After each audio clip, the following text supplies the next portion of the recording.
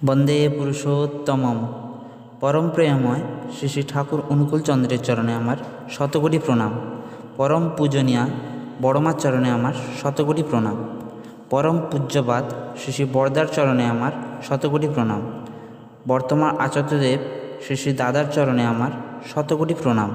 সকল গুরুভাই ও ভক্তিমতী মায়েদের রানন্দিত জয়গুরু জানিয়ে আজকে আমি পরম প্রেমময় শ্রী শ্রী ঠাকুর অনুকূল চন্দ্রের শ্রীহস্ত লিখিত গ্রন্থ সত্যানুসরণ থেকে পাঠ করছি।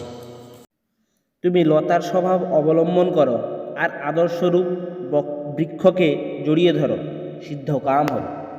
তুমি তোমার আদর্শের কথা বলতে আনন্দ, শুনতে আনন্দ, তার চিন্তায় আনন্দ, তার হুকুম পেলে আনন্দ, তার আদরে আনন্দ, অনাদরে আনন্দ হয়, তার নামে হৃদয় উথলে ওঠে। আমি নিশ্চয়ই বলছি, তোমার উন্নয়নের জন্য আর ভেবো না। সদ্গুরী শরণাপন্ন হও, সৎনাম মনন করো, আর সৎসঙ্গে আশ্রয় গ্রহণ করো। তুমি নিশ্চয়ই বলছি, তোমাকে আর তোমার উন্নয়নের জন্য ভাবতে হবে না। তুমি ভক্তিরূপ জল ত্যাগ করে আসক্তিরূপ বালির চড়ায় বহুদূর যেও না। দুঃখরূপ সূর্যের তাপে বালির চড়া গরম হলে ফিরে আসা মুশকিল হবে। অল্প উত্তপ্ত হতে হতে যদি না ফিরে আসতে পারো, তবে শুকিয়ে মরতে হবে। ভাবমুখী থাকতে চেষ্টা করো, পতিত হবে না, বরং অগ্রসর হতে থাকবে। গুরুমুখী হতে চেষ্টা করো, আর মনের অনুসরণ করো না।